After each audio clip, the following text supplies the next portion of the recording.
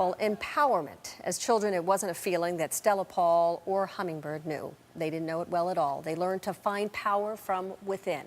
They broke free from lives of abuse and repression. And now, through their work with World Pulse and the power of social media, they are teaching other women how to do the same.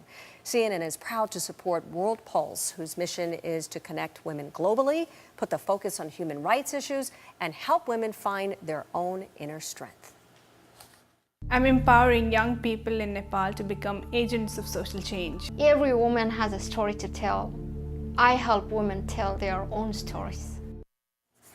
We are proud to be joined by Hummingbird, a native of Syria, and Stella Paul, born in India. They were chosen from 600 World Pulse correspondents to represent the organization on a tour here in the United States. Welcome, congratulations. Thank you so much. This work that you do is so incredibly important. Tell me, first of all, why it is personally important to you, Hummingbird. It's very important to me to deliver the voices of my people in Syria.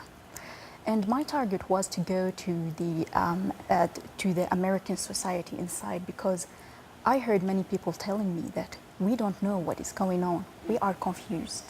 And I am here to tell them that I know sometimes it's confusing, but don't let that freeze you from not doing something about it. It takes a lot of courage to do what you do. Do you ever fear for your life or your safety? Of course I do. I had my fears and my doubt all the time.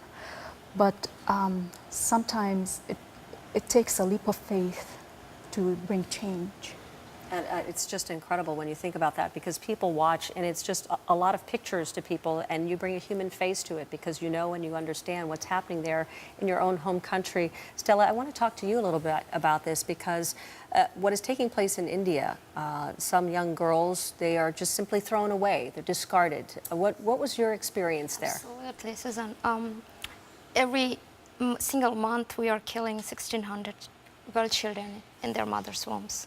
And I am a survivor of a female infanticide. So my experience begins right there.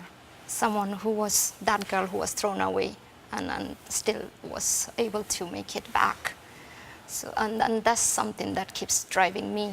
And I through my work, I try to make sure that I'm going to do something about it. How did you survive that? How did you get through? When you say you were thrown away, can you tell me what happened? I was sick with diphtheria, along with my brother. And my brother died, and my family decided that as a girl child, I'm not worth saving. So they actually destroyed all the medicine that was available around me. And they just decided to leave me alone and just let alone to be died. But I survived because my mother had the courage to stand against the family decision, and she had the courage to find a doctor who could perform a surgery. And I actually live with this scar on my throat, which is the result of that surgery that he performed. And it's a reminder of what happens to girl children in India. I see that scar. You know, it's just heartbreaking to hear your story. When other people see this, is there anything that we can do? Of course. When other people see this, and when I tell them their story, and I say that bad things are happening every day, but we can do something about it.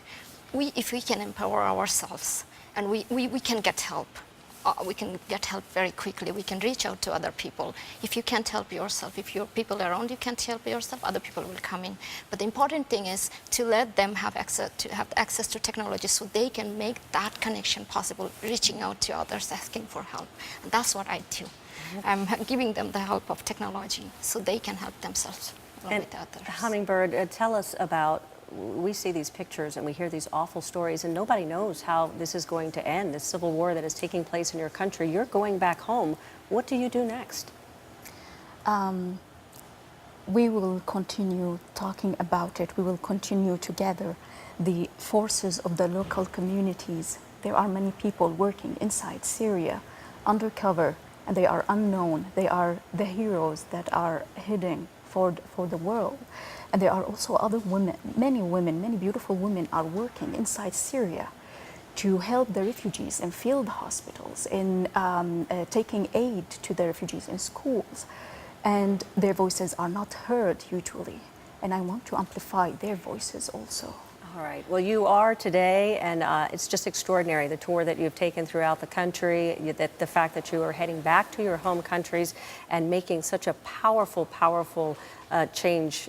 It's just very, very inspiring. Thank you very much, both of you, and congratulations for the recognition. Thank you. All right. It sounds a little strange, but an astronaut wandering around famous Italian landmarks. We're going to show you why up next.